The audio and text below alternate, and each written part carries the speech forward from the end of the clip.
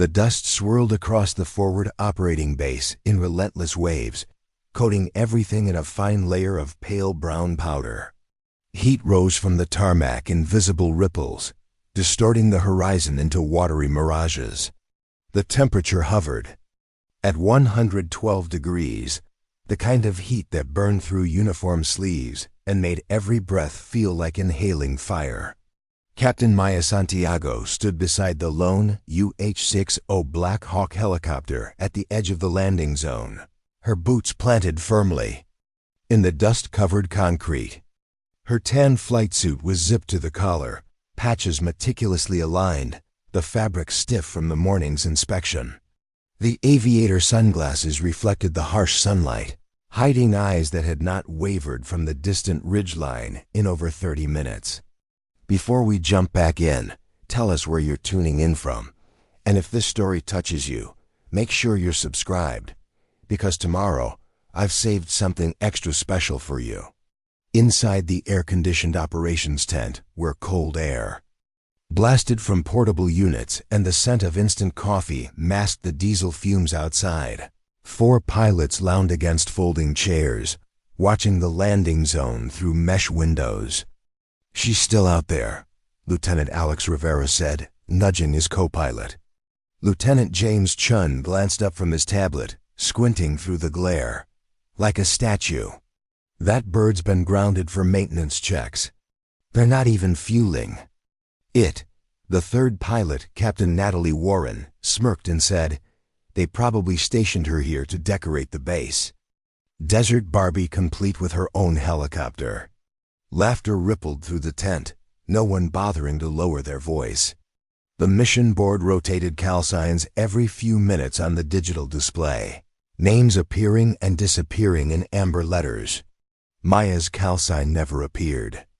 The other pilots had nicknames earned through missions and training: Maverick, Phoenix, Sidewinder, Viper, emblazoned on helmets and flight jackets with pride. Maya had none of that. Her nameplate had been relocated to the inactive personnel side of the operations board 3 weeks ago. The flight helmet she had trained with sat untouched in her locker, secured behind a combination lock she hadn't needed to open since arrival. Dust hissed around her boots as she stood vigil. The Black Hawk beside her hadn't been cleared for flight in over 48 hours. Sand had collected along the rotor hub joints, and thin layers of dust dulled the windscreen. The maintenance ladder remained folded and secured. No ground crew had conducted pre-flight checks, and no fuel truck had approached all morning. A few yards behind her, Specialist Ethan Jackson exited the communications bunker with his uniform collar open, lifting his phone. He caught the image.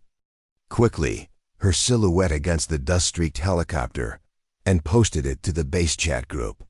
The caption read, "Barbie pilot standing guard over her grounded toy." No one informed her. No one needed to. She adjusted nothing. Her stance remained fixed, her gaze steady toward the mountains where active patrols flew daily missions without her. The wind shifted, sending a wall of dust across the landing zone. The particles struck her uniform and skin without response. She blinked once, her hand briefly touching the communication headset clipped to her belt before returning to her side. The operations center buzzed with activity around her. Radios crackled with coordinates, fuel reports, and mission updates. Inside the cooled briefing room, flight crews rotated through mission planning stations. One captain in rolled-up sleeves leaned near the window and pointed toward her motionless figure. "She's trying to log flight hours by proximity," he said. Several officers laughed, probably waiting for someone to tell her she can come inside. The inside air was dry and cool, circulated through ceiling vents. Faces flushed from the comfort. As call signs rolled across the mission board, none belonged to her. Outside, the sun's intensity increased as it climbed higher. The shade beneath the helicopter's tail rotor had moved, leaving Maya fully exposed to the heat. The morning's dust clearing had been erased by the constant wind, building new patterns across the tarmac. Maya's boots were partially covered now. her shadow shortened by the midday sun. She hadn't spoken to anyone since the morning brief. Near the edge of the maintenance hangar, a group of mechanics finished inspecting a different Black Hawk. One of them, Master Sergeant Carlos Mendez, glanced in her direction, frost forming on his expression. "She's waiting for someone to notice." "Her," he muttered. The other technician shrugged. "That bird's not even on the flight schedule, neither is she." Mendez wiped his hands on a rag. "She's going to get heatstroke standing out there like that." But Maya didn't move. Not when the dust lifted the collar of her flight suit. Not when the operations tower announced another mission rotation. Not when the emergency siren tested at full volume, echoing across the base. She remained beside the helicopter, not touching it, not leaning against it, just standing with perfect posture as if already in motion. When the afternoon sun finally reached its peak, the metal of the Black Hawk's exterior began to shimmer with heat. It didn't provide shade anymore. It radiated warmth in visible waves that distorted the air around it. Maya's shadow pooled directly beneath her like a dark puddle on the tarmac. Inside the operations tent, another name was called. A pilot retrieved his flight plan and mission brief. No one called her name. No one checked if she was still standing watch. In the corridor by the mess hall, someone said loudly over laughter, "That one's permanently parked." She didn't react. The wind pushed her hair against the back of her neck beneath her cap. Her hands remained at her sides, perfectly still. She looked once more toward the mountain range and adjusted the headset. At her belt, the sun continued its path across the sky, but the base remained cool inside. They kept laughing. She faced the horizon and did not move. What they didn't know, what none of them could see, was that Captain Maya Santiago had been preparing for a critical moment every single night since her arrival. While they slept, she studied. While they dismissed her, she memorized every approach vector through the valley, every elevation change, every potential landing zone in the region. She had been waiting not for approval, but for the right moment to prove that readiness doesn't require recognition. It demands respect through action. Preparing and narrating this story took us a lot of time, so if you are enjoying it, subscribe to our channel. It means a lot to us. Now back to the story. The desk in her quarters was small and functional, illuminated by a single lamp that cast sharp shadows across the topographical maps spread beneath it. The map showed the entire operational area, mountains, valleys, villages, and the deadly minefield that cut through the eastern approach. Its corners had begun to wear from use, the creases deepening where her fingers traced routes night after night. Maya sat upright, back straight, shoulders square, her posture identical to her daytime vigil. The only difference was the intensity of her focus. Her stopwatch ticked methodically beside the maps, counting seconds with precision. She held a small notebook in one hand, thumb marking her place, while the other hand traced invisible flight paths across the terrain. On a small shelf beside her sat a worn flight manual, a regional geography text, and a meteorological report detailing wind patterns through the mountain passes. She never consulted the standard flight plans. These routes were hers, developed through careful analysis of satellite imagery and terrain studies. Each path avoided detection, minimized exposure, and most importantly, navigated around the extensive minefield that other pilots refused to fly near. Her routes weren't reckless. They were calculated with mathematical precision, factoring in weather patterns, aircraft capabilities, and tactical considerations that others had overlooked. She tapped the stopwatch and moved her hand across the map, following the contour lines of a particularly narrow valley. Her eyes closed briefly as she visualized the approach, the feel of the controls responding to cross-winds between the mountain walls. When the stopwatch reached 12 minutes and 38 seconds, she stopped, reset, and waited for her breathing to settle. Then she did it again. There were no distractions in her quarters. No television, no music, just the occasional muffled laughter from the corridor outside when other pilots passed by. The walls were standard issue beige, the furnishings minimal. The only personal touch was a faded photograph of her graduation. From flight school, tucked into the corner of her mirror. She stood straight back even then, eyes forward, while her classmates smiled and celebrated. She stood slowly and crossed to the small closet where her flight gear hung in perfect order. Her hand brushed against the fabric of her survival vest, checking each pocket by touch. Signal flares, emergency beacon, first aid supplies, survival knife. She knew the weight and placement of each item without looking. The flight helmet. Sat on the top shelf, visor polished despite weeks of disuse. She lifted it once, testing its balance, then returned it carefully to its position. Her boots were arranged neatly by the door, laces tucked in precisely the same way each night. She had reinforced the eyelets herself, knowing that in an emergency, equipment failure was not an option. She moved to the window and looked out across the darkened base. The Black Hawk silhouette was barely visible now, a darker shadow against the night sky. Even from here, she could visualize every control, every switch, every system that would bring it to life. The other pilots believed her assignment to this forward base was a bureaucratic error, a box-checking exercise in diversity that had mistakenly sent an undertrained pilot to an active combat zone. They didn't know about her specialized training in extreme terrain navigation, her perfect scores in emergency procedures, or her background in mining engineering that gave her unique insight into detecting and avoiding explosive hazards.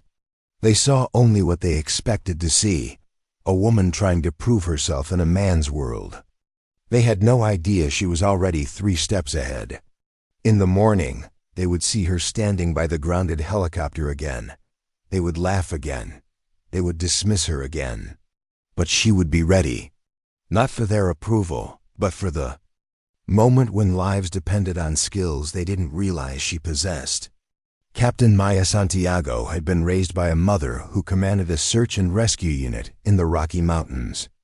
Alina Santiago had taught her daughter that in crisis, people don't rise to the occasion, they fall to the level of their preparation.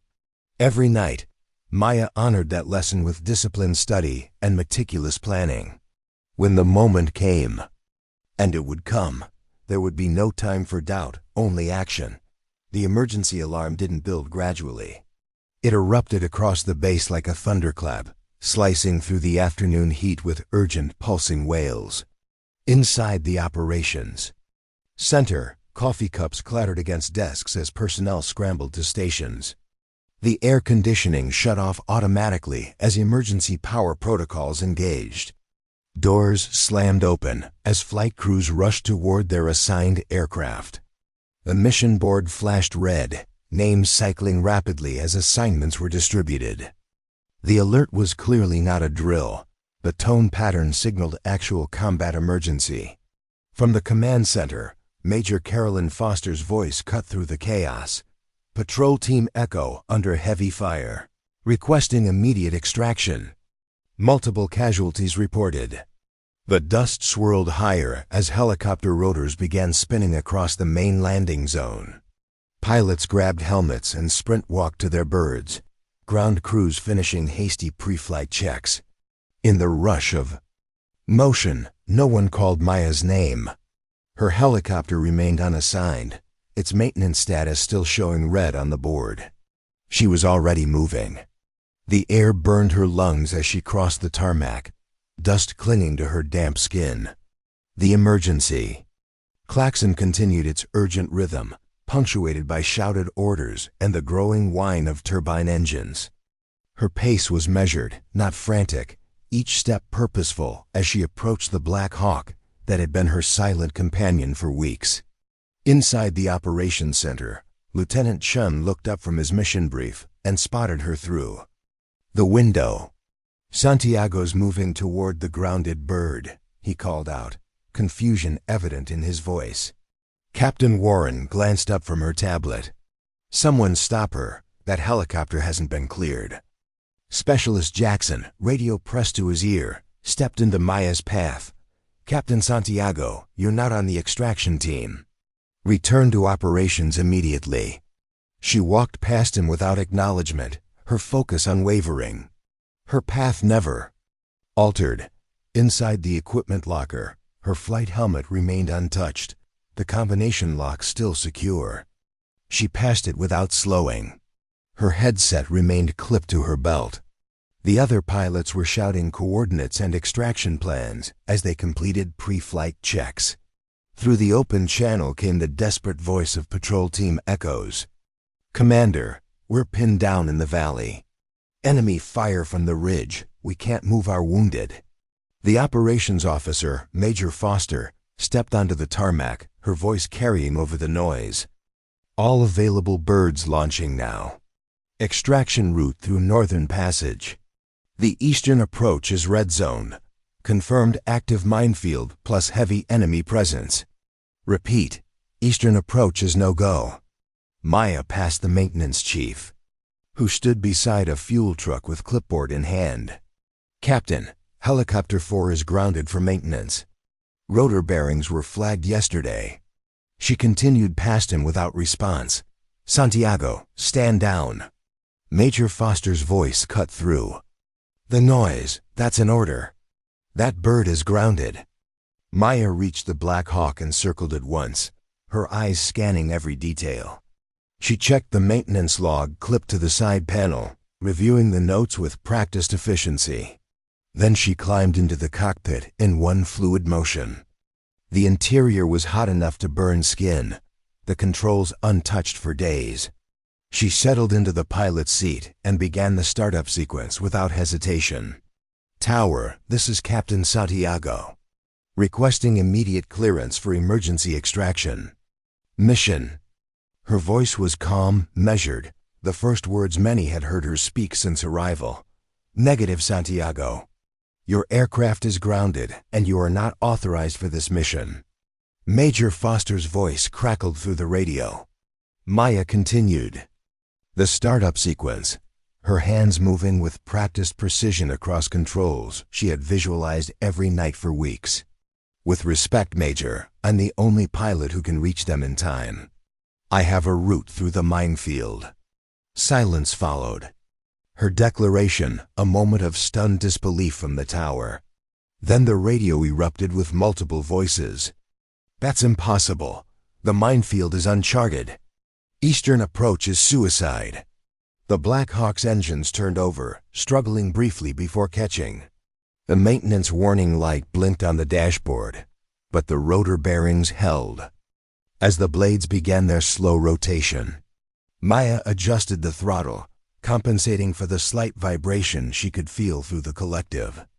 "Santiago, I am ordering you to power down. We have 3 birds already launching for northern extraction." Major Foster's voice had lost its professional edge, raw concern breaking through.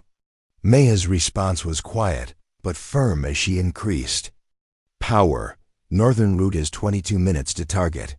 Eastern approach is 8 minutes. They don't have 14 minutes, Major." The patrol commander's voice broke through again, more desperate now. 2 more wounded. We need immediate extraction. Enemy close in position." Maya keyed her mic one final time as the Black Hawk lifted from the tarmac.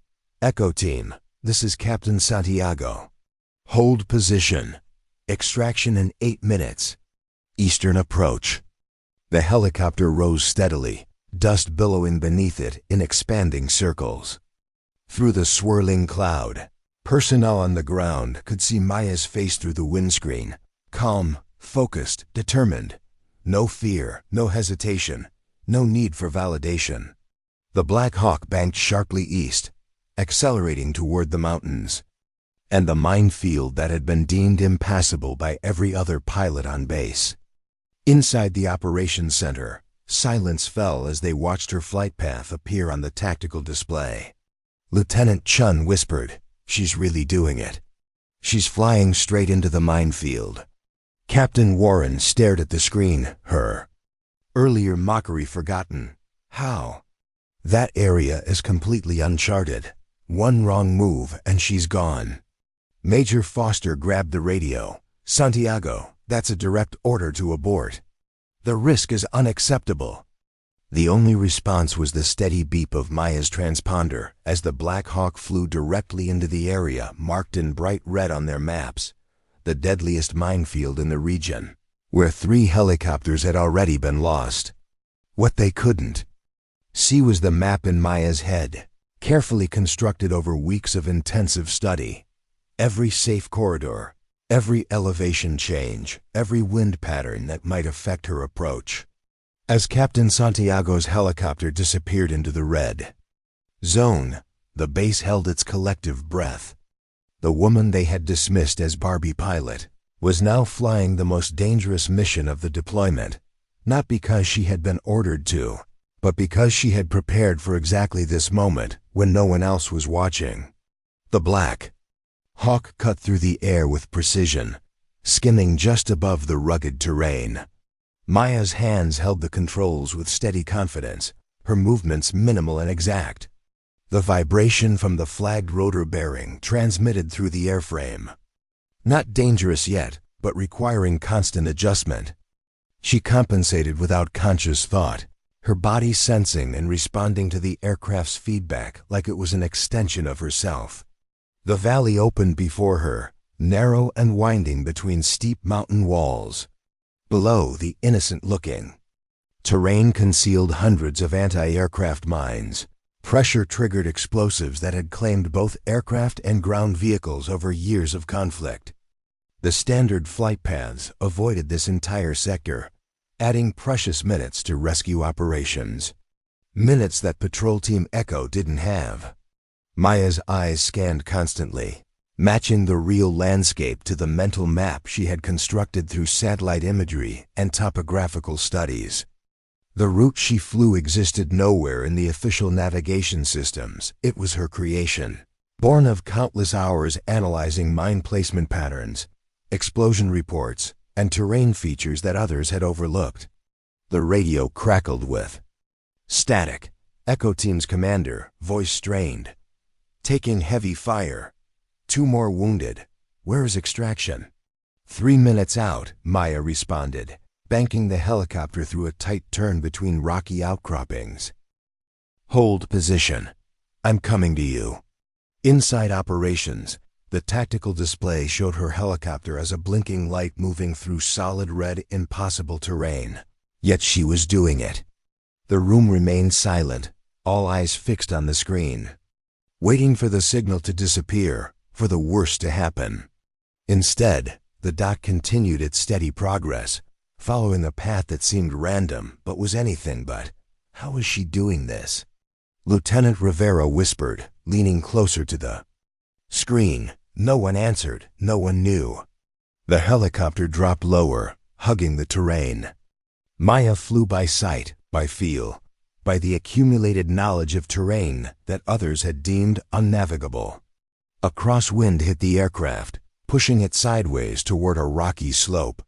She adjusted instantly, using the wind rather than fighting it, letting it carry her through a narrow gap between cliff faces. The maintenance warning light flashed more insistently now. The rotor bearing was deteriorating under stress. Maya glanced at it once, noted the reading, and continued. She had calculated this too, how long the bearing would hold, how much stress it could endure. 7 more minutes, she needed 8. The margin was slim, but it existed. The radio channel from base had gone silent. They were watching, waiting, perhaps already planning how to report her loss. Maya didn't dwell on it. Her focus remained absolute. The mission, the wounded soldiers, the narrow path through deadly terrain that only she could navigate. Valley narrowed further, forcing her lower, closer to the mines. The Black Hawk's shadow raced across the ground beneath her, crossing invisible trigger lines that would activate with more weight than a shadow. 50 feet to her right, a rock slide had revealed the metal casing of an unexploded mine, exactly where her calculations had predicted. She adjusted course by 3 degrees, threading the needle between danger zones. 1 minute to extraction point, She transmitted to Echo Team. Prepare wounded for immediate loading. I cannot land. Repeat, cannot land. Skid touch only. The patrol commander's reply was immediate. Understood. We're ready. The valley opened slightly into a small clearing. Through the windscreen, Maya could see the pinned-down patrol, 8 soldiers in defensive positions around 3 wounded comrades. Enemy fire continued from the ridge above, bullets striking rock and dirt around them.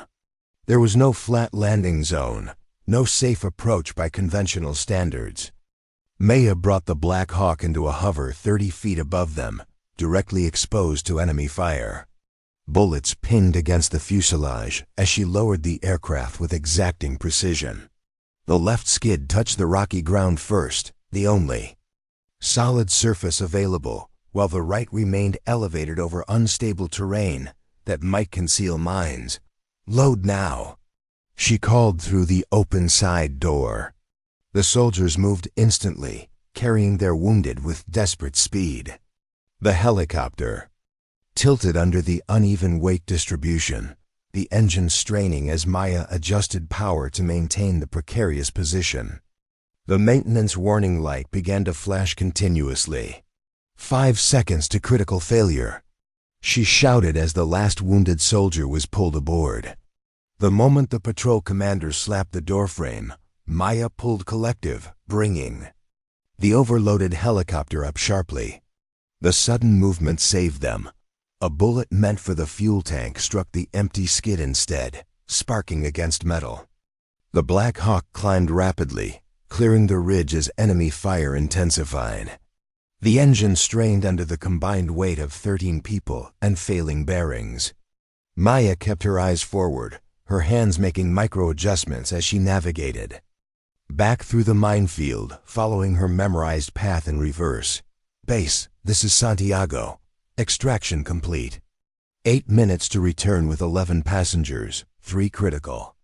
Her voice betrayed no emotion, no strain, though her uniform was soaked with sweat and her arms burned from the constant tension of controlling the damaged aircraft. The radio silence from operations broke, Major Foster's voice coming through. Clearly, understood Santiago, medical standing by, and good work. Behind her, the patrol medic worked frantically on the wounded.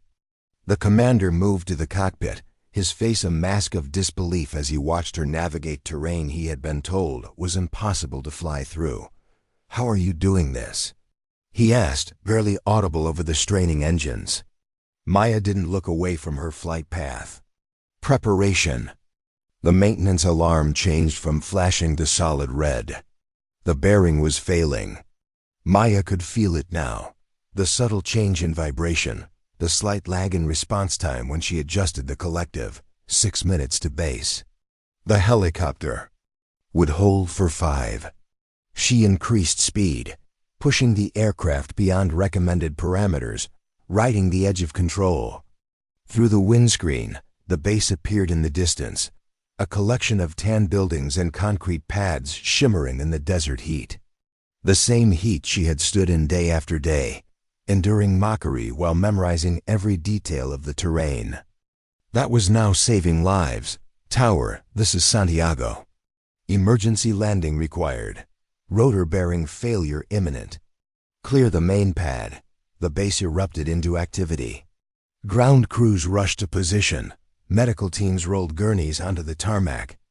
And firefighting equipment moved into standby positions. Every pilot who had dismissed her now stood watching as the Black Hawk approached, flying too fast, coming in too steep, but somehow still under control. The helicopter crossed the perimeter fence, the sound of its rotors changing pitch as the bearing began its final failure. Maya compensated instantly, adjusting collective and cyclic to counteract the imbalance. The landing skids touched down hard, but even the helicopter settling onto the concrete as Maya cut power with her final strength. Medical teams swarmed the aircraft before the rotors stopped turning. The wounded were transferred to gurneys and rushed toward the field hospital. The patrol commander emerged last, turning back to look at Maya still seated at the controls. methodically shutting down systems even as maintenance crews rushed to secure the failing rotor. Inside operations, the room remained silent as they watched the successful rescue unfold on their screens. Lieutenant Chen was the first to speak. She flew through a minefield in a damaged helicopter. Captain Warren shook her head slowly. Not just through it, she knew exactly where to go. Like she had a map no one else could see. Major Foster stepped away from the communication station, her expression unreadable. She didn't just save those men. She did what every pilot here said was impossible. She paused at the door, looking back at the assembled officers. And she did it in a helicopter you all mocked her for standing beside. Outside, the dust settled around the Black Hawk as the rotors finally stopped. The maintenance chief circled the aircraft, his face a mixture of disbelief and professional assessment. Bearings completely gone. Another 30 seconds and the main rotor would have separated. He looked up at Maya as she emerged from the cockpit. How did you know exactly how long it would hold? She stepped down onto the tarmac, her movements precise despite the exhaustion evident in her posture. I read the maintenance logs, calculated the wear rate, applied the appropriate safety margin. The same pilots who had laughed at Barbie pilot now stood in a loose semicircle, watching as she walked past them without acknowledgement. Her flight suit was soaked with sweat. Dust caked her skin, but her posture remained perfect. She had nothing to prove anymore. Her actions had spoken with a clarity no words could match. Major Foster met her halfway across the tarmac. Captain Santiago, report to my office at 0800 tomorrow. Her voice carried across the suddenly quiet base. The general wants to discuss your new role as flight instructor for special terrain. Navigation. Maya nodded once, her expression unchanged. Yes, ma'am. As she walked toward her quarters, Specialist Jackson stepped into her path, his earlier confidence replaced by awkward respect. Captain, I want to apologize for. She cut him off with a small shake of her head. Save it for someone who needs your approval.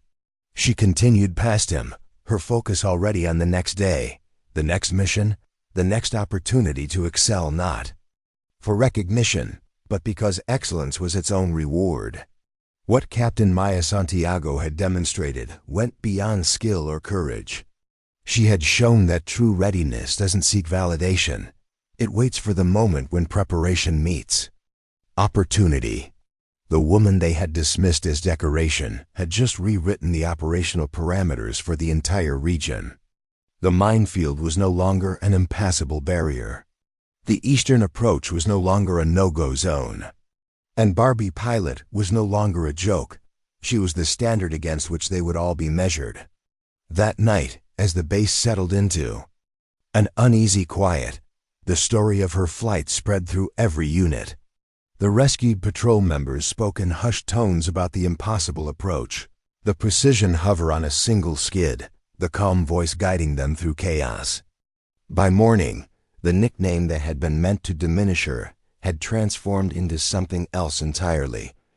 A reminder that underestimating someone based on appearance was not just foolish, it could be deadly. And in her quarters, Captain Maya Santiago spread her maps across the desk once more, already studying the next challenge, already preparing for a moment no one else could see coming. Because that's what her mother had taught her. Excellence doesn't announce itself. It simply performs when performance matters most. The meeting room was silent, a stark contrast to the normal buzz of operations. The air felt charged, expectant. At the head of the table, General Richard Harrison, commander of all special operations in the region, leaned forward with his hands clasped together. His weathered face revealed nothing as he surveyed the officers seated before him.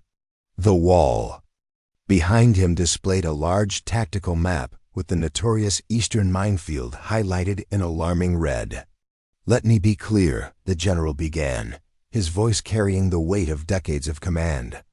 What Captain Santiago accomplished yesterday was not just extraordinary.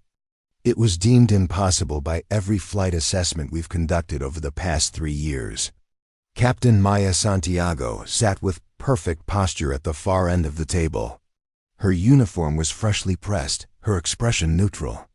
Not a hint of satisfaction or vindication showed on her face, despite the complete reversal in how the room now regarded her.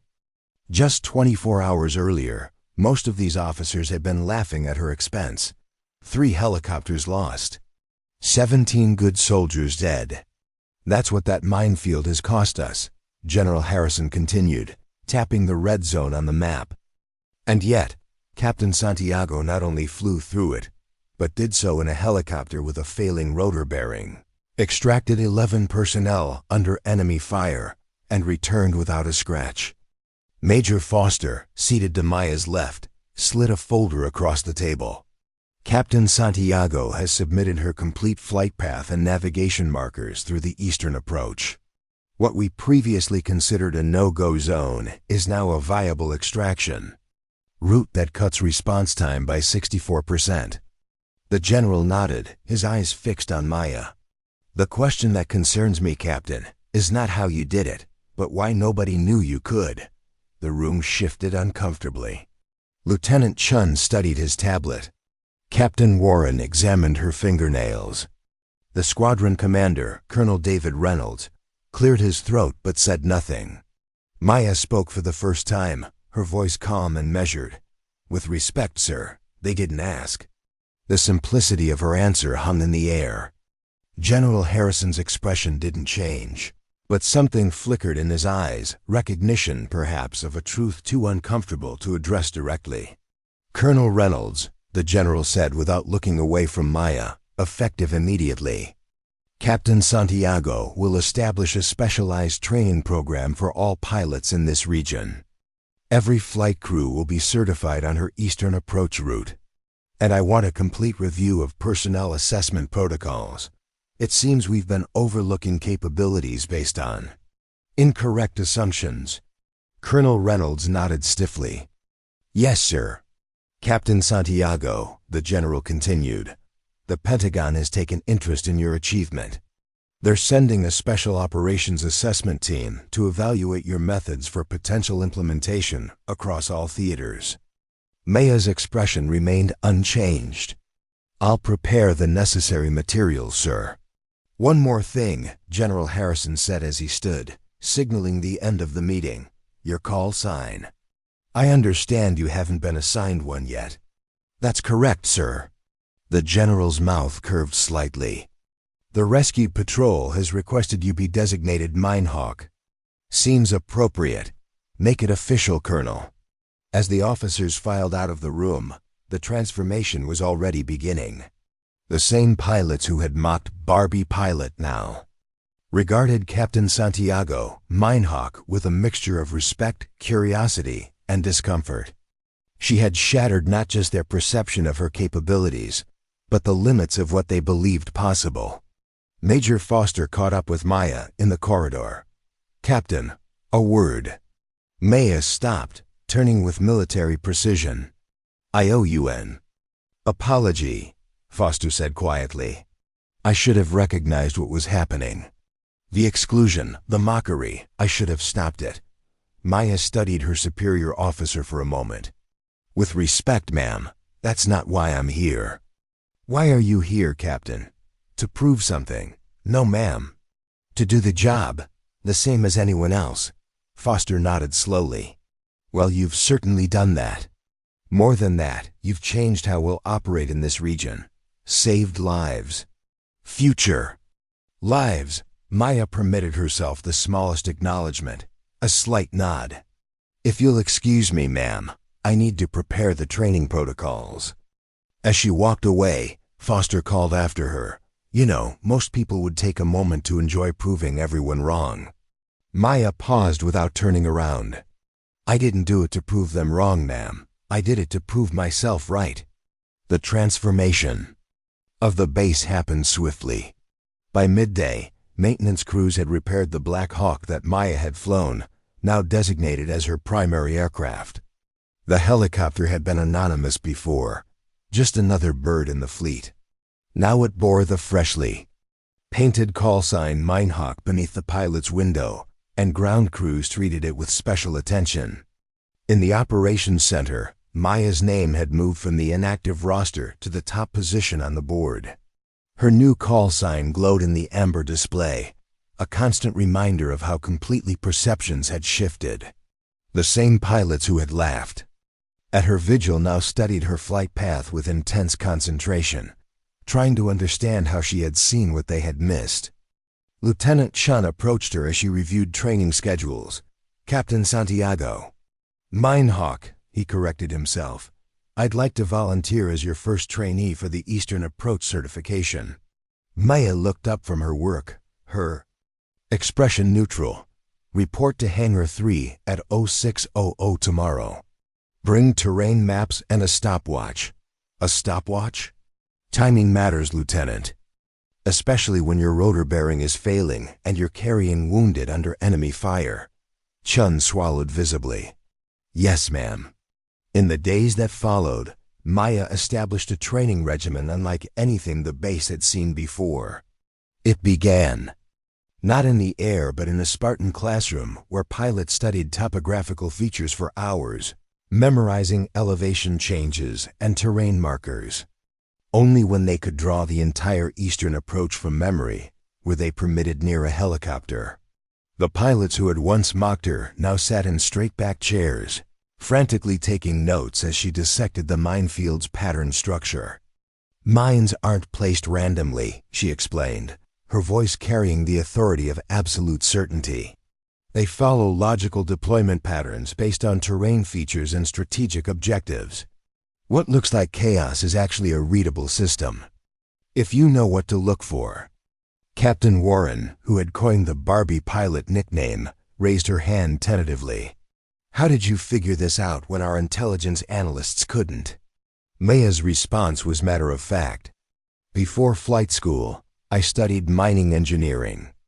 Explosives have always followed patterns, whether they're being used to extract resources or deny terrain." The classroom fell silent as this revelation sank in. Not only had they dismissed her based on appearance, but they had also completely failed to recognize her specialized knowledge that had been in her personnel file all along, had anyone bothered to read it.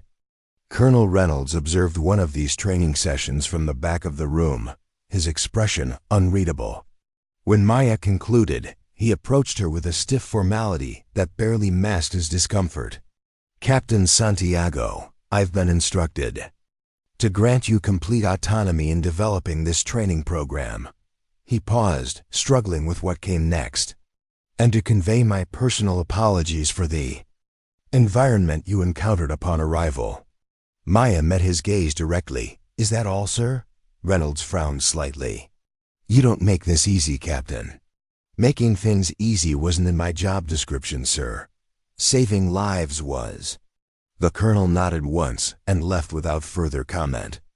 Maya returned to organizing her materials, unmoved by the interaction. She hadn't come here for apologies or recognition. She had come to do what needed doing, regardless of who believed she could.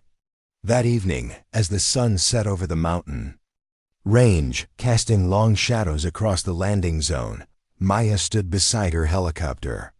The position was identical to her previous vigils, but everything else had changed. Ground crews nodded respectfully as they passed. Pilots called her Minehawk with genuine deference. The air of mockery had been replaced by something approaching awe. Master Sergeant Mendez approached, wiping his hands on a rag. "Birds in perfect condition, Captain. Rotor bearing replaced. All systems green." "Thank you, Sergeant."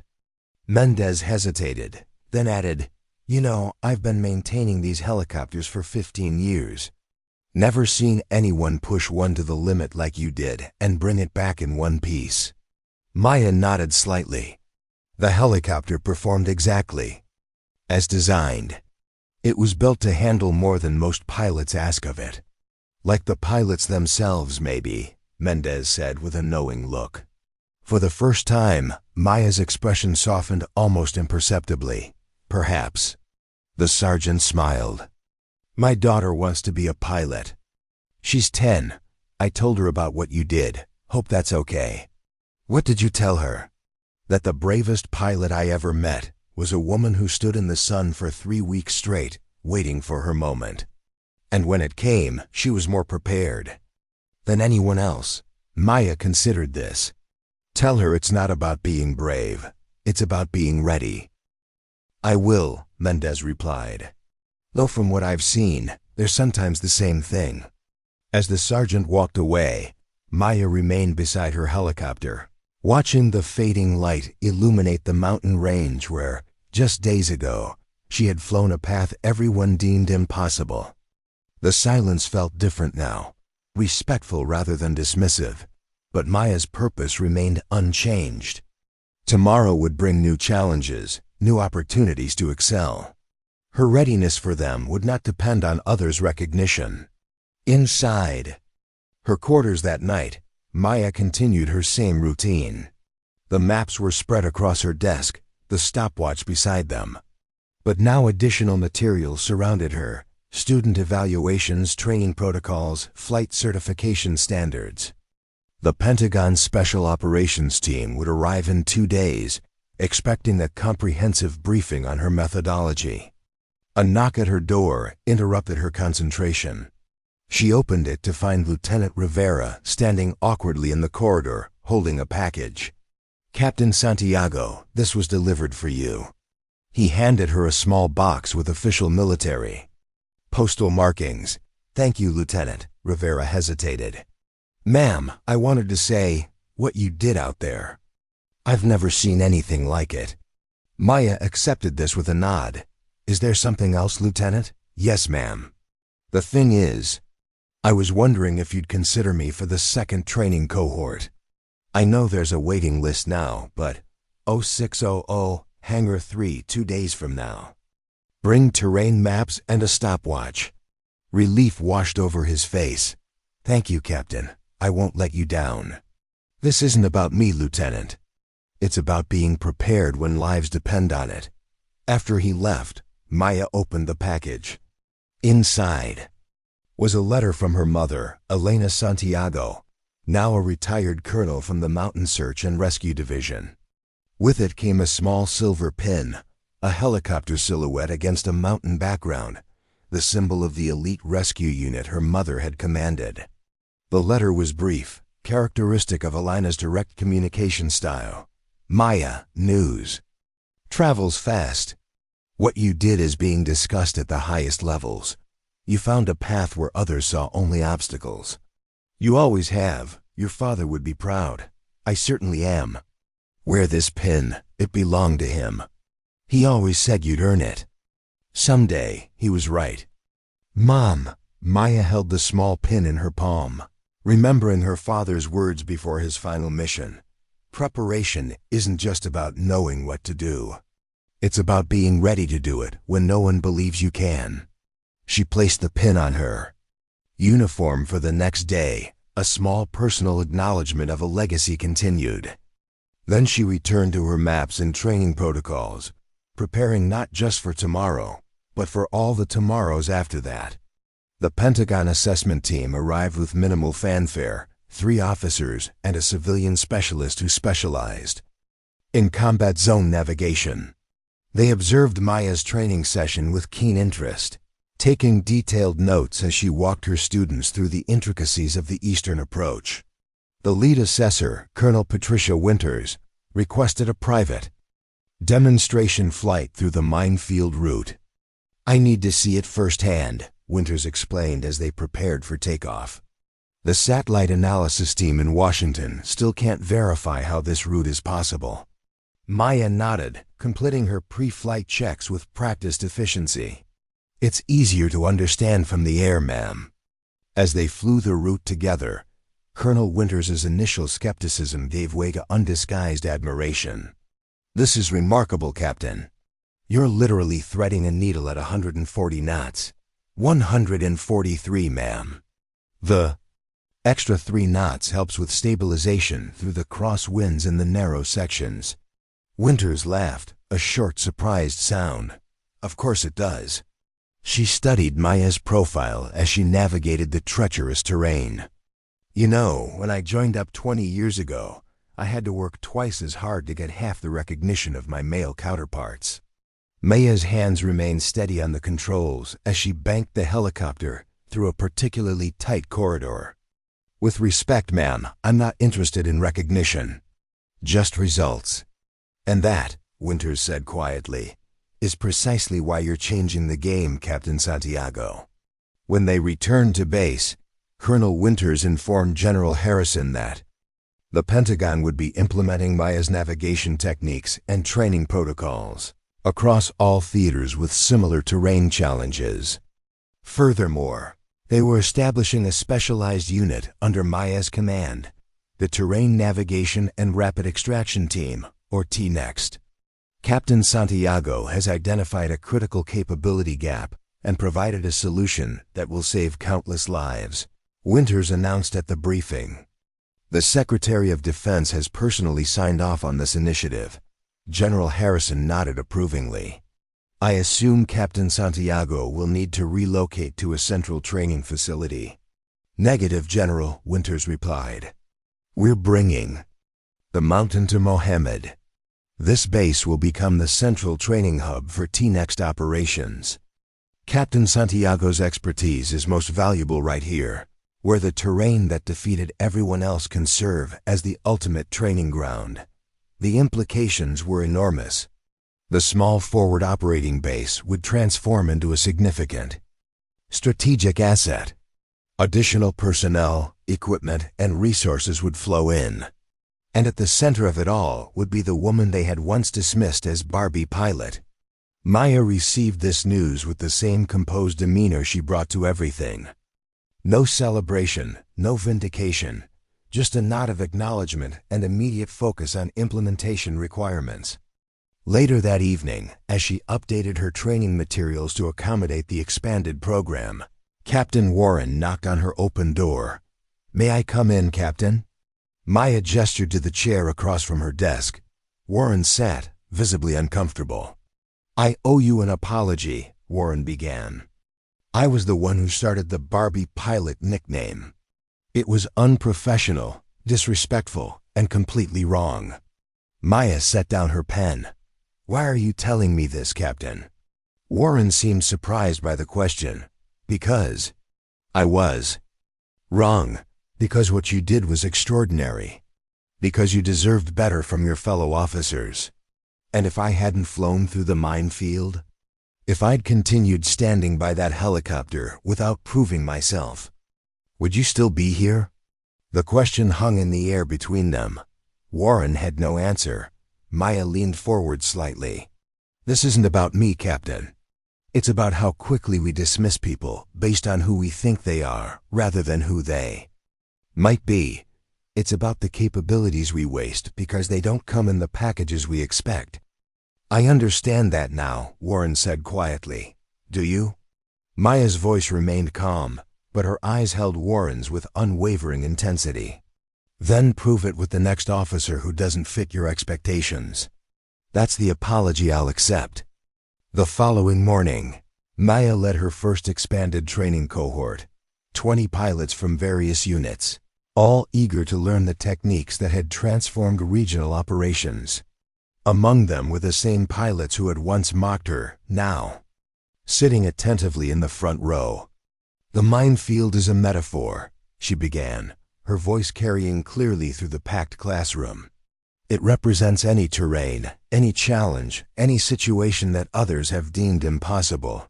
Your job is not to accept those limitations, but to find the path that exists beyond common perception."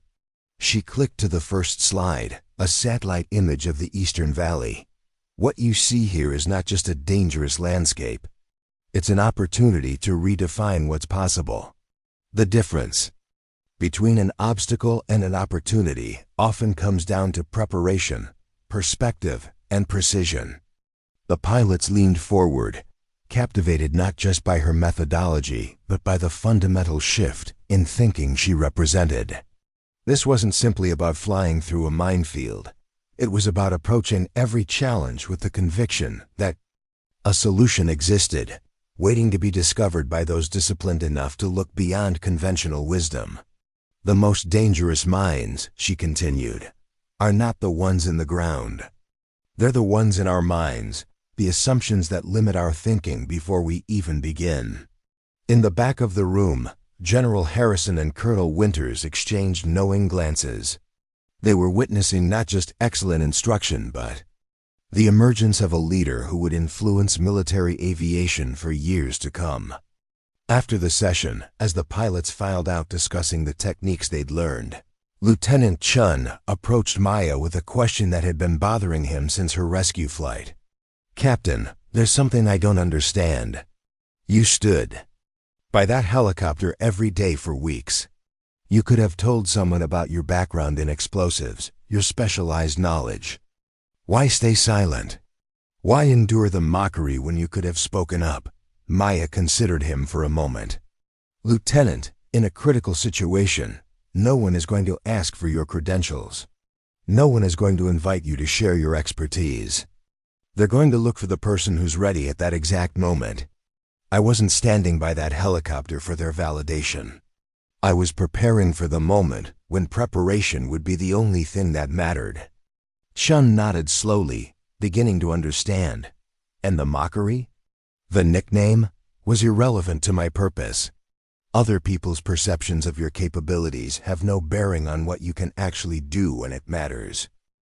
As Chen left, visibly processing this perspective, Maya returned to organizing her materials.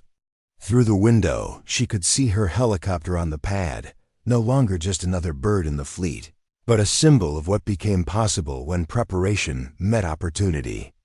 The base continued its transformation around her. New barracks were under construction to house the influx of training personnel. Additional helicopters arrived daily. The operations center had been expanded to accommodate the specialized navigation equipment her program required. Yet despite all these changes, one thing remained constant. Every morning before dawn, Captain Maya Santiago stood beside her helicopter, mentally reviewing flight paths, checking weather conditions, preparing for whatever the day might bring. Not because anyone was watching now, but because readiness wasn't a performance, it was a practice. Some habits, once formed, become the foundation of excellence. Maya's morning routine was no longer a solitary vigil endured under mockery, but the visible embodiment of the philosophy that had transformed not just her career, but the operational capabilities of the entire region. Specialist Jackson, who had once photographed her mockingly, now used those same photography skills to document training missions for after-action reviews. "You know, Captain," he said one day as they reviewed footage, "that photo I took of you, standing by the helicopter, the one I captioned badly, it's being used in the new training manual." Maya looked up with mild surprise. "What for?" "The section on preparation mindset. Colonel Winters said it perfectly captures what it means to be ready when others aren't looking." He hesitated. "I wanted you to know they changed the caption." "To what?" "Excellence in waiting. Because that's what you were doing all along, wasn't it? Not just standing there, waiting for the moment when your preparation would matter most." Maya allowed herself a small nod of acknowledgement. "That's accurate." As Jackson left, Maya turned back to the window, watching as a new group of pilots approached there. Helicopters for afternoon training. Among them were officers from all branches of service, all backgrounds, all walks of life, united now by the opportunity to learn from someone who had redefined what was possible in their field. The woman they had dismissed as Barbie pilot had become Minehawk, the standard bearer for a new approach to combat aviation. Not because she had demanded recognition, but because when the moment came, she had been prepared beyond anyone's expectations, including perhaps her own. In the distance, the mountain range stood silhouetted against the afternoon sky, the Eastern Valley now a regular flight path for rescue operations. The minefield that had claimed so many lives was no longer an impassable barrier but a challenge that properly trained pilots could navigate safely. Maya Santiago had not changed the minefield. She had changed how people perceived it, and in doing so, had changed everything else. 6 months later, the transformation was complete. What had once been a modest forward operating base now bustled with activity as the premier training facility for specialized terrain navigation. The eastern approach that Maya had pioneered was just the beginning. Under her guidance, pilots now regularly navigated terrain previously considered impossible throughout the region. Captain Maya Santiago stood at the podium in the main briefing room, now expanded to accommodate the growing number of trainees. The room was filled to capacity, pilots from every branch of service, international coalition partners, and even civilian emergency response teams seeking to learn the methodologies that had revolutionized aerial rescue operations. Impossible is a temporary condition, Maya stated, her voice calm but commanding. It exists only until someone with sufficient preparation and perspective finds the path forward. She clicked to the next slide, a complex mountain range with multiple hazard zones, marked in red. This is your final certification challenge. 3 days from now, you will navigate this route under simulated emergency conditions. This is not just about flying skill, it's about decision-making under pressure. In the front row, a young lieutenant raised her hand. Captain Santiago, the northwestern corridor shows active surface-to-air threat zones overlapping with avalanche risk areas. How do we prioritize which threat to mitigate first? Maya nodded approvingly at the question. The threats themselves will tell you, Lieutenant. Nature follows patterns, weather systems, geological stress points, seasonal variations. Human threats follow patterns too. Line of sight limitations, reload times, tactical positioning. Your job is to read both languages simultaneously and find the gaps where they intersect. From the back of the room, Colonel Winters observed the session with quiet satisfaction. What had begun as a single remarkable flight through a minefield had evolved into a comprehensive training program that was changing combat rescue doctrine across the board. And at the center of it all was a woman who had never sought the spotlight, only the opportunity to excel. After the briefing, Winters approached Maya as she gathered her materials. The Joint Chiefs have reviewed this 6-month assessment. The program is being expanded to 3 additional theaters, beginning next month. Maya nodded. I've already drafted the implementation protocols. The terrain variations will require some methodology adjustments, but the core principles remain applicable. Winters smiled slightly. Always 3 steps ahead, aren't you, Captain? Just prepared, ma'am. Well, prepare for this. You're being promoted. The official orders come through next week, but I wanted to give you advance notice. Major Santiago has a nice ring to it. Maya accepted this news with characteristic composure. Thank you, Colonel. Will this affect the training schedule? Winters laughed, a warm, genuine sound. Only you would respond to a promotion by asking about the training schedule. No, Major to be, your primary mission remains unchanged.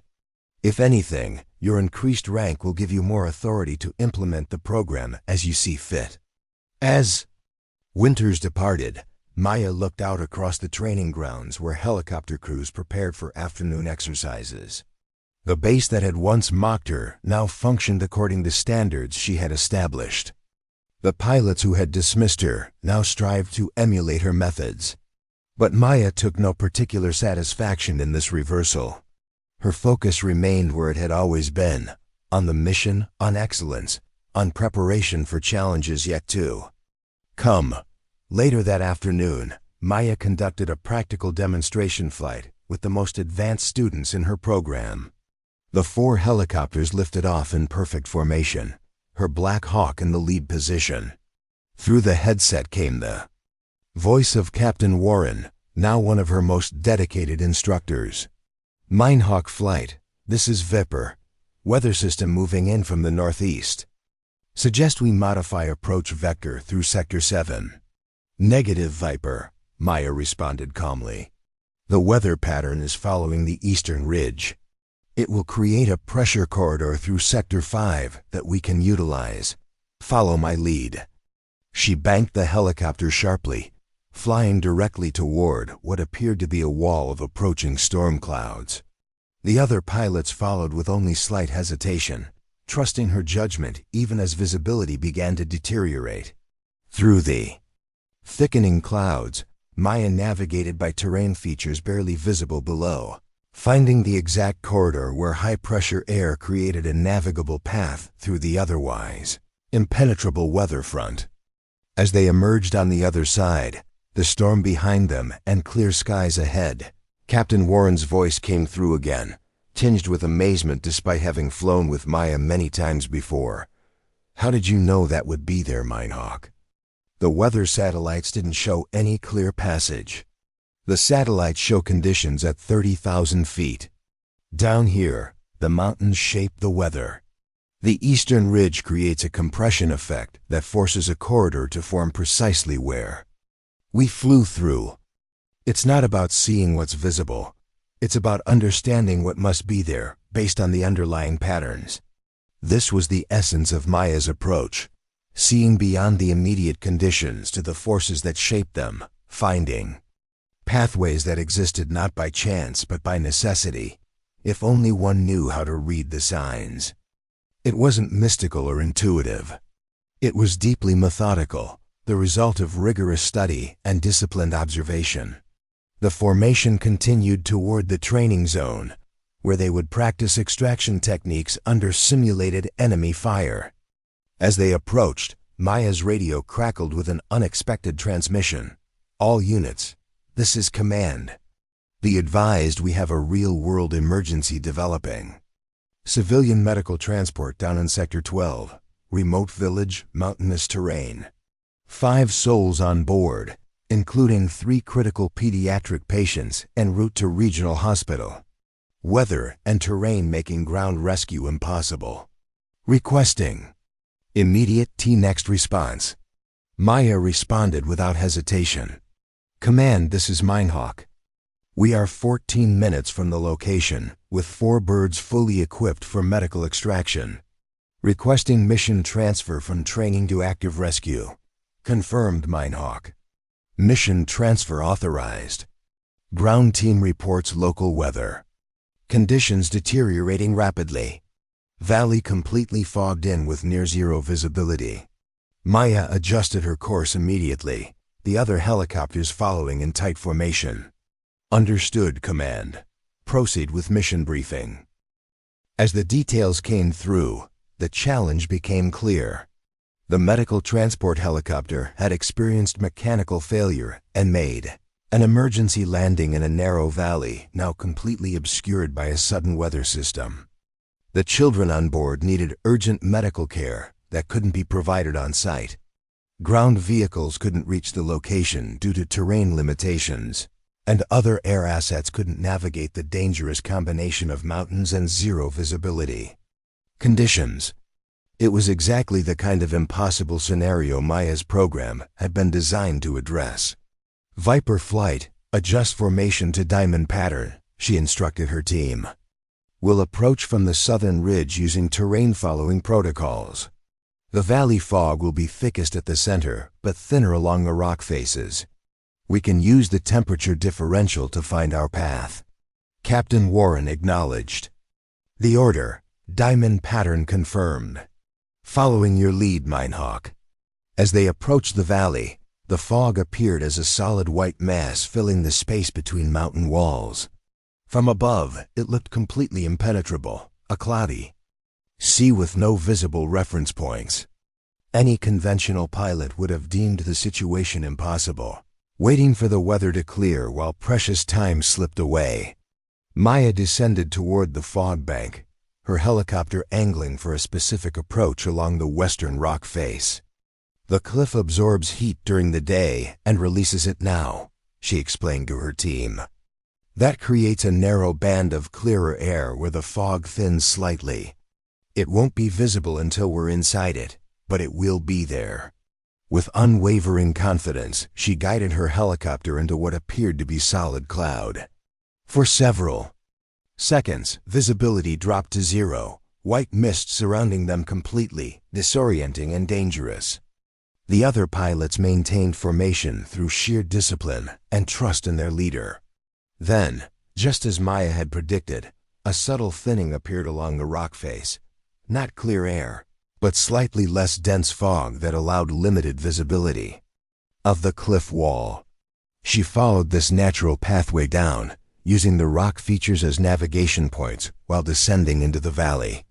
Maintain 20-meter spacing, she instructed. Follow exactly in my trail. The path is approximately 4 meters wide at its narrowest point. The 4 helicopters moved like beads on a string, each following precisely where the one before had proven the way was safe. It was flying by faith in physics, in natural patterns, in the predictable behavior of air masses against rock, and in the woman who had mastered reading these invisible signs. After 3 minutes of careful descent, they broke through the bottom layer of fog. The valley floor appeared below them, and with it, the downed medical transport. Emergency strobe lights pulsed weakly through the mist, marking the location, where medical personnel attended to the young patients inside the damaged helicopter. Maya assessed the situation instantly. Landing zone is restricted by rock debris.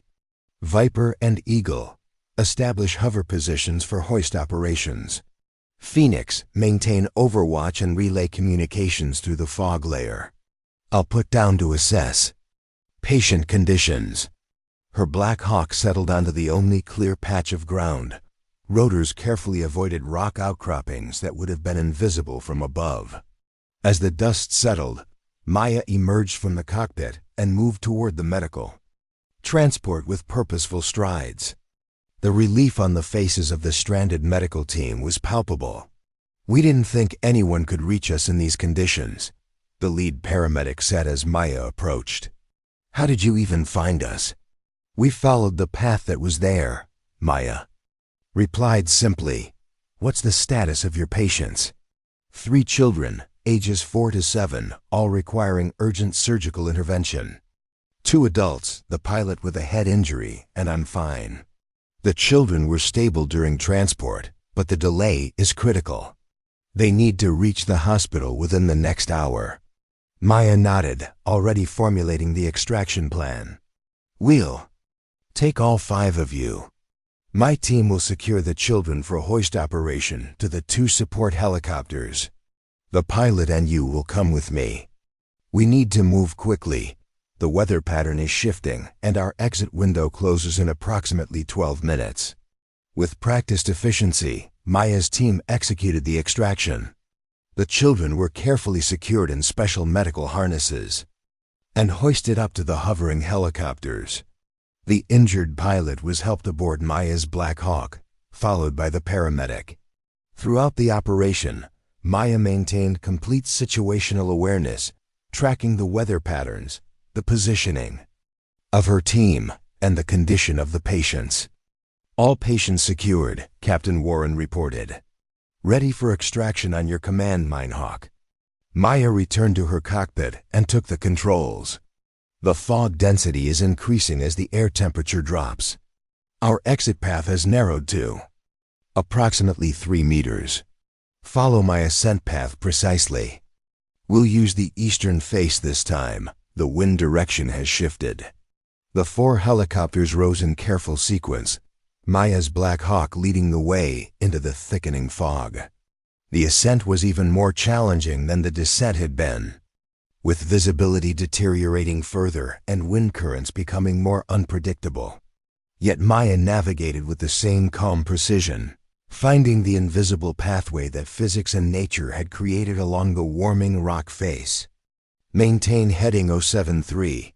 Climb rate steady at 40 feet per minute," she instructed. "The rock face curves left in approximately 15 seconds. Be prepared to adjust accordingly." From the operations center, General Harrison and Colonel Winters monitored the rescue with tense attention. The radar showed 4 aircraft moving through conditions that should have grounded any sane pilot. Yet they progressed steadily, following a path that seemed to materialize before them and disappear. Behind them. Remarkable, Winters murmured. She's not just flying through impossible conditions. She's bringing 3 other helicopters with her. Harrison nodded. This is why the program works. Santiago doesn't just perform the impossible herself. She teaches others to do it. 2. After 7 minutes of careful ascent, the helicopters broke through the top of the fog layer into clear air. The medical helicopters immediately set course for the hospital at maximum speed, carrying their precious cargo. Maya's black. Hawk followed, monitoring the injured pilot's condition en route. Command, this is Minehawk. Extraction complete. All patients secure and en route to medical facilities. ETA 12 minutes. Outstanding work, Minehawk, came the reply. Be advised, hospital confirms surgical team standing by. Your actions. Today will save those children's lives. Maya acknowledged the transmission with professional detachment, but inside the cockpit, the paramedic looked at her with undisguised awe. I've been flying medical transports for 15 years, he said. What you just did was impossible. Nobody flies in those conditions. Maya kept her eyes forward, hands steady on the controls. It's not about what's possible or impossible. It's about understanding what's there that others don't see. When they landed at the hospital, medical teams rushed forward to receive the patients. The children were immediately taken to surgery, their prognosis significantly improved by the cone. Rapid extraction. Maya supervised the transfer of the injured pilot, ensuring all medical information was properly communicated to the emergency staff. As her team regrouped on the helipad, Captain Warren approached. That was something else. Minehawk. Even after all our training, I still don't know if I could have led that extraction. You could have, Maya replied with certainty. You've learned to see the patterns. You just need to trust what you see, even when others tell you it isn't. There, Warren nodded thoughtfully. Is that what you did back at the base? When everyone said you couldn't fly through the minefield, I didn't concern myself with what they said was impossible. I focused on finding what was possible that they couldn't see. That evening, after the debriefing and mission reports were complete, Maya received word that all 3 children were stable following their surgeries. The hospital director had sent formal commendation to the base, citing the extraordinary airmanship that made the impossible not merely possible, but successful. In her quarters, Maya added this report to her mission files with the same methodical precision she brought to everything. No special emphasis, no celebration, just another confirmation that proper preparation and execution yielded predictable results, even in supposedly impossible circumstances. A knock at her door revealed Colonel Winters. May I come in, Major? Santiago? Maya noted the use of her new rank, though the promotion wasn't yet official. Of course, Colonel. Winters entered, carrying a small box. I know you're not one for ceremonies, so I thought I'd deliver this privately. She opened the box to reveal the gold oak leaf of a major. Officially, this takes effect next week. Unofficially, after today's rescue, the General felt you should have it now. Maya accepted the insignia with a simple thank you, ma'am. There's something else, Winters continued. The Pentagon has been collecting data on your program outcomes. In the 6 months since implementation, emergency response success rates have increased by 78% across all theaters. Casualty rates during extraction operations have decreased by 65%. These aren't just statistics, Santiago. They're lives saved. Maya nodded, absorbing this information with characteristic composure. The Joint Chiefs have a new assignment for you, Winters said. They want to expand the program beyond just aviation. Special Forces, ground rescue, maritime operations. They all face similar impossible terrain challenges. They want you to develop a comprehensive approach that can be adapted across all domains. I'll begin work on it immediately, Maya replied. Winters smiled slightly. I've never met anyone quite like you, Santiago. Most officers would be celebrating a promotion and program success. You're already focused on the next challenge. Success is a moment, Colonel. Preparation is a practice. Well said. Winters moved toward the door, then paused. One more thing. The children you rescued today? One of them is the daughter of a village elder who's been helping our forces locate and clear minefields in the eastern region. Your rescue did more than save lives. It strengthened vital relationships in an area where trust is hard to earn. After Winters departed, Maya stood by the window, looking out at the flight line where her helicopter stood ready for the next day's missions. The base lights illuminated the aircraft, now marked with both her call sign and the emblem of the specialized unit she had created. 6 months ago, she had stood in nearly the same spot, watching as others dismissed her capabilities based on appearance and assumptions. Now those same people followed her into conditions they once deemed impossible, trusting her to find the path that existed beyond conventional perception. But Maya took no particular satisfaction in this reversal. Her focus remained where it had always been, on the mission, on excellence, on preparation for challenges yet to come. Because the greatest achievements aren't the ones that earn recognition, they're the ones that render the impossible routine. The following morning, Maya led her instructors in a comprehensive review of the rescue operation. The mission recording played on the main screen as she highlighted key decision points and environmental factors that had shaped the approach. Note the fog density gradient along the western face, she explained, freezing the image. This wasn't chance. It was the result of specific air temperature differentials created by the rock face's heat absorption properties. These patterns exist in nearly all similar terrain features, if you know how to read them. Captain Warren added, what looks like solid cloud to the untrained eye actually contains navigable pathways that follow predictable physical laws. Exactly, Maya confirmed. The impossible becomes possible when you understand the underlying patterns. This applies not just to weather and terrain, but to any challenge we face. A young lieutenant raised his hand.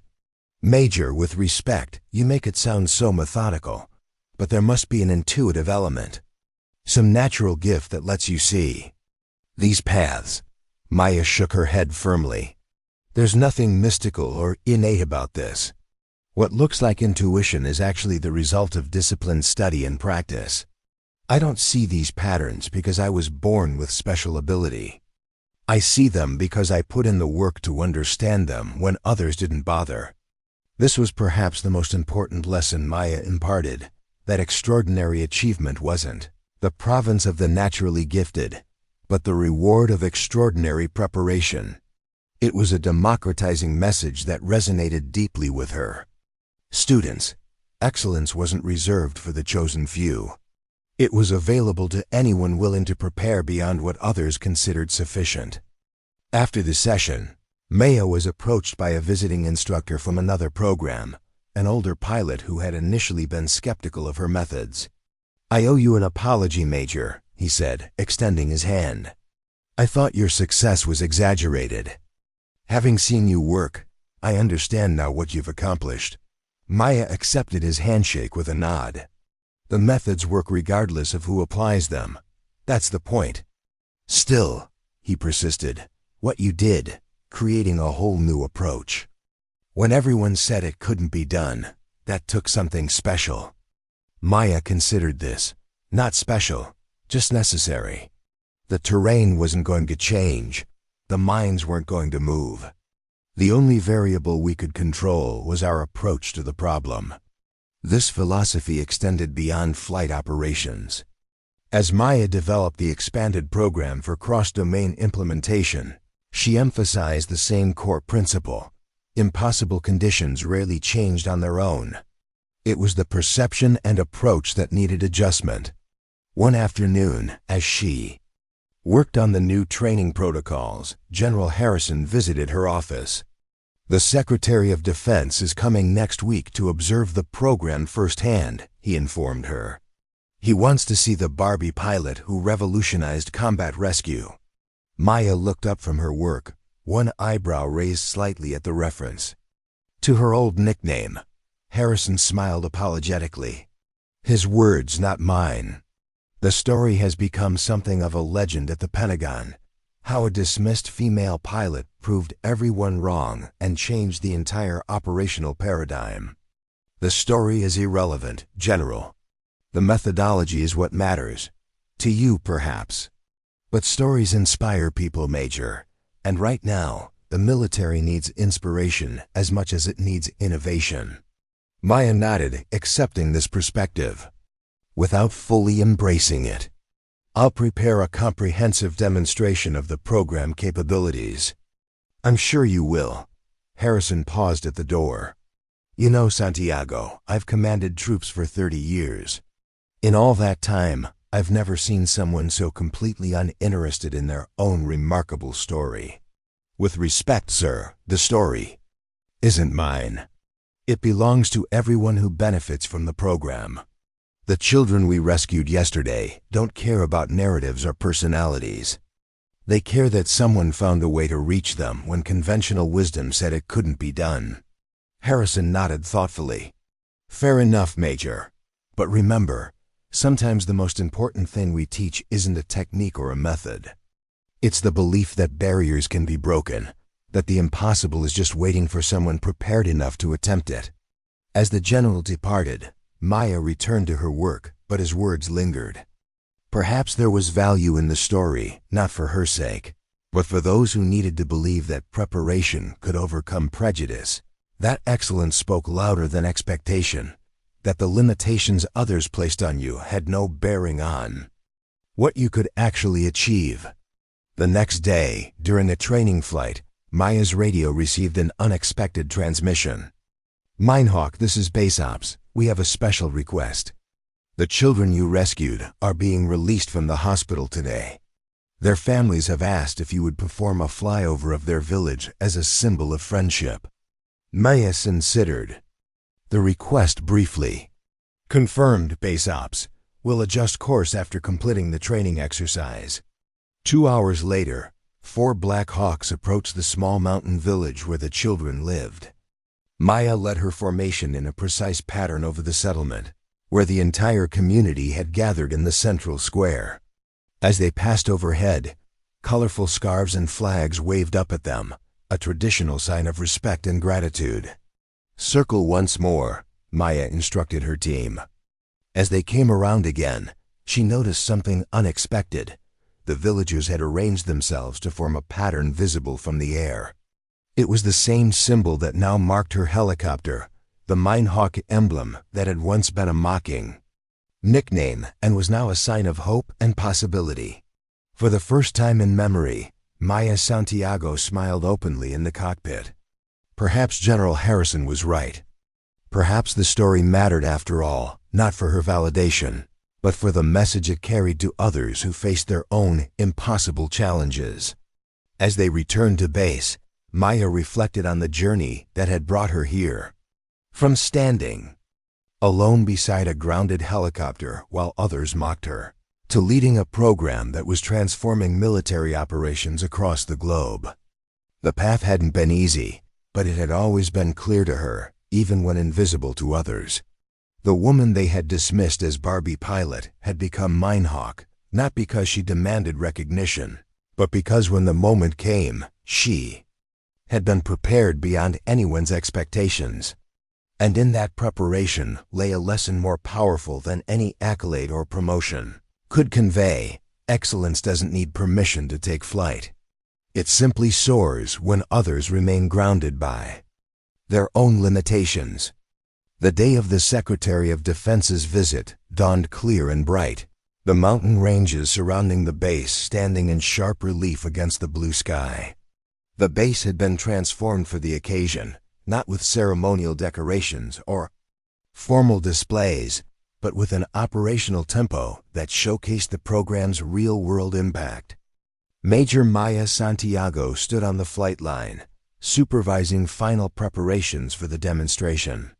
Behind them, trainee teams prepared additional aircraft, each group representing a different branch of service or international partner nation. Colonel Winters approached, her uniform immaculate. "The Secretary's transport is 20 minutes out. Everything ready?" Maya nodded. "All teams are prepared. Weather conditions are optimal for the full demonstration series." "Good. And the special demonstration?" "Configured and tested. The simulation parameters match the original Minefield conditions exactly." Winters smiled slightly. "You know, most officers would have designed something new and flashy for the Secretary. You're literally showing him the exact mission that started all this. It's the most accurate representation of the program's core principles," Maya replied simply. "No need to embellish what works." As they spoke, a staff car pulled up nearby. General Harrison stepped out, accompanied by several high-ranking officers Maya didn't recognize. "Major Santiago," Harrison called. "A moment, please." Maya approached and rendered a crisp salute. "Sir." "Major, this is General Michael Clark, Chairman of the Joint Chiefs of Staff. He's arrived ahead of the Secretary to observe preliminary operations." Maya saluted again. "An honor, sir." General Clark, a tall man with steel-gray hair and penetrating eyes, studied her with undisguised curiosity. "So you're the famous Minehawk. I've read every report on your program, Major. Remarkable results across the board. But I have one question that the reports don't answer." "Sir?" "Why did it take a crisis for your capabilities to be recognized? Your file shows exceptional qualifications from day one. Mining engineering background, specialized training in terrain analysis, perfect scores in emergency procedures. Yet you were sidelined until that emergency extraction through the minefield. How do you explain that disconnect?" The question hung in the air, direct and unavoidable. Maya considered her response carefully. This wasn't just about her experience. It spoke to systemic issues that affected military readiness and talent utilization. "Permission to speak freely, sir." "By all means, Major." "Assumptions create blind spots, sir. When people believe they already know what excellence looks like, they often miss it in unfamiliar forms. My capabilities weren't hidden. They were in my file, in my training records. But they didn't match preconceptions about who could excel in this environment." General Clark nodded slowly. "And yet, rather than challenging those preconceptions directly, you chose to prepare quietly until the moment of crisis revealed your capabilities. Interesting strategic choice. With respect, sir, challenging perception wasn't my mission. Being ready when lives depended on it was." A smile touched the general's face. "Well said, Major. The Secretary will want to hear more about this. He's particularly interested in how we can avoid similar blind spots in the future. Talent acquisition and utilization is a strategic priority for the next defense budget cycle." As they continued discussing the program's implementation across different service branches, the distinctive sound of approaching helicopters announced the Secretary's arrival. 2 Marine Corps VH-60 helicopters appeared over the ridgeline, escorted by fighter jets that peeled away as the transports approached the landing zone. The Secretary of Defense, Anthony Marshall, emerged from the lead helicopter, a trim, athletic man in his early 60s with the bearing of the career Marine he had once been. He strode directly to the waiting officers, dispensing with the usual ceremonial reception. "General Harrison, let's skip the formalities. I'm here to see Minehawk in action, not to listen to speeches." Harrison nodded. "Of course, Mr. Secretary. May I present Major Maya Santiago, Program Director and Chief Instructor." The Secretary turned to Maya, extending his hand. "Major Santiago, your program is creating quite a stir in Washington. The President himself mentioned it during our last security briefing." Maya shook his hand firmly. "Thank you, sir. We're ready to demonstrate the core methodologies whenever you'd like to begin. Now would be good. I understand you've prepared a simulation of your original Minefield flight. That's what I want to see first. Maya led the delegation to a specially prepared viewing area overlooking the training grounds. Below, a section of terrain had been configured to replicate the Eastern Minefield approach with sensor arrays, marking simulated mine positions and smoke generators, creating visibility challenges similar to the original conditions. What you'll observe, Mr. Secretary, is a precise recreation of the extraction mission that initiated the program, Maya explained, her voice clear and authoritative. The aircraft will navigate through terrain that conventional doctrine deemed impassable, using methodologies that have since been standardized across all program graduates. Secretary Marshall nodded. And you'll be flying lead, I assume? Negative, sir. Captain Warren will command today's demonstration team. The purpose of the program isn't to showcase individual talent, but to prove that these techniques can be taught and replicated by any properly trained pilot. The secretary raised an eyebrow, impressed by this approach. Even better, show me. Maya keyed her radio. Viper lead, this is Minehawk Actual. You are cleared to commence demonstration sequence Alpha. Acknowledged Minehawk Actual. Commencing. Now, below them, 4 Black Hawks lifted off in perfect formation. Captain Warren's lead helicopter approached the simulated minefield, followed by 3 others at precise intervals. The smoke generators activated, creating a dense artificial fog that obscured much of the training area. To the untrained eye, it appeared the helicopters were flying directly into an impenetrable wall of smoke and hazards. What you're seeing now, Maya narrated, is the application of terrain reading principles that allow navigation through seemingly impassable conditions. The lead aircraft is identifying natural pathways created by terrain features, air density differentials, and pattern recognition in the hazard deployment. The secretary leaned forward, clearly fascinated as the helicopters disappeared into the smoke, their positions tracked on monitors that showed their precise movements through the simulated minefield. The aircraft moved with incredible precision, following what appeared to be an invisible pathway through the chaos. The key insight, Maya continued, is that what appears random or chaotic actually contains discernible patterns when viewed through the proper analytical framework.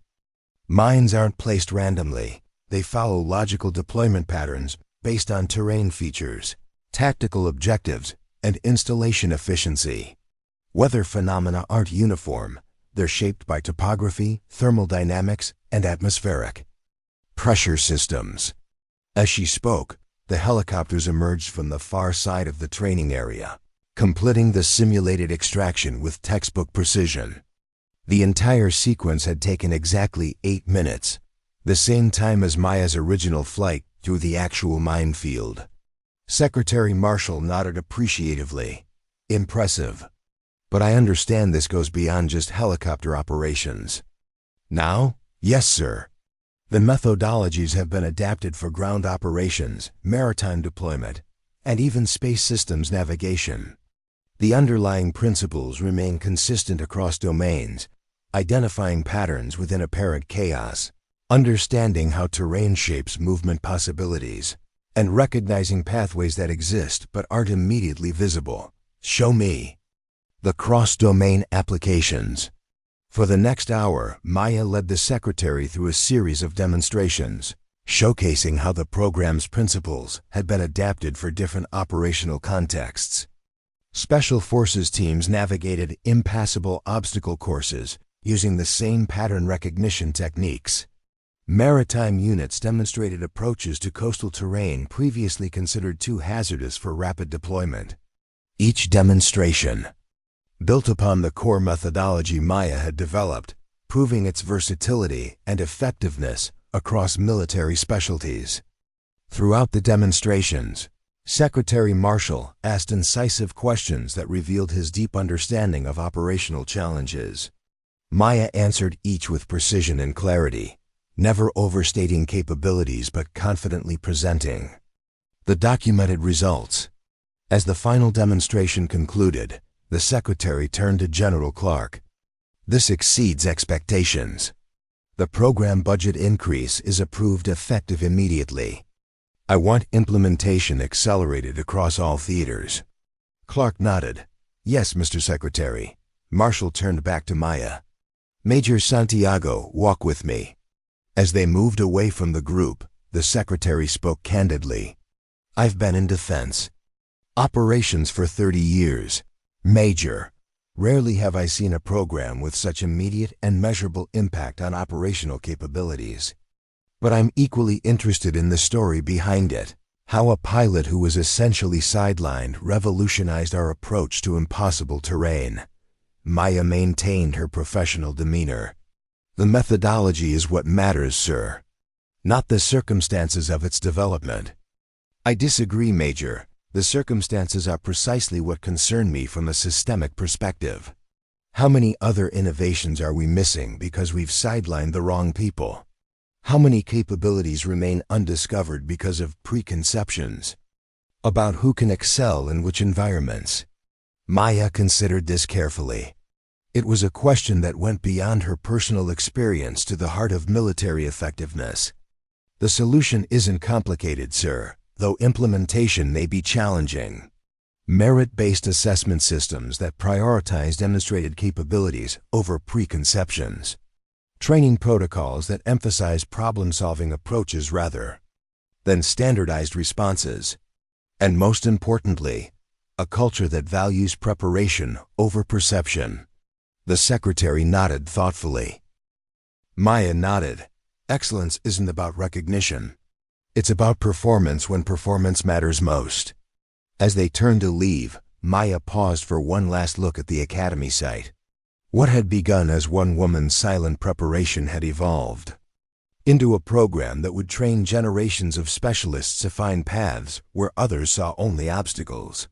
The mockery that had once surrounded her had transformed into a legacy that would save countless lives. The woman they had dismissed as Barbie pilot had become Colonel Maya Santiago, commander of the most innovative training program in military history. Not because she had demanded recognition, but because when the moment came, she had been prepared beyond anyone's expectations. As the sun set behind the mountains, casting long shadows across the valley below, Maya reflected on the journey that had brought her here. The path hadn't always been easy, but it had always been clear to her, even when invisible to others. And that, perhaps, was the most important lesson she could impart to those who would train at this academy. The most significant paths are often the ones others can't see until someone prepared enough shows the way. In the distance, a helicopter approached, the first of many that would bring the academy's inaugural staff to the site.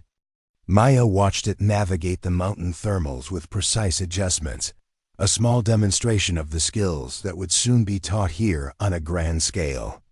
Excellence didn't need announcement. It didn't require validation. It simply performed when performance mattered most. And in that performance lay a truth more powerful than any accolade or promotion could convey. Impossible is not a fact. It's a limitation of perspective waiting to be overcome by those prepared to see beyond conventional boundaries. The helicopter landed smoothly on the temporary pad below. As Maya turned to walk down the path toward it, she carried with her not just the lessons of the past, but the vision of a future where impossible was merely a challenge awaiting the right approach. The woman once mockingly called Barbie pilot had not just found her wings, she had redefined the very sky in which everyone flew. If this story inspired you, remember that excellence speaks for itself. True capability doesn't need validation to exist.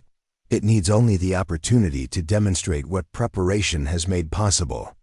Sometimes the person standing quietly in the background is the one most ready to soar when the moment demands flight.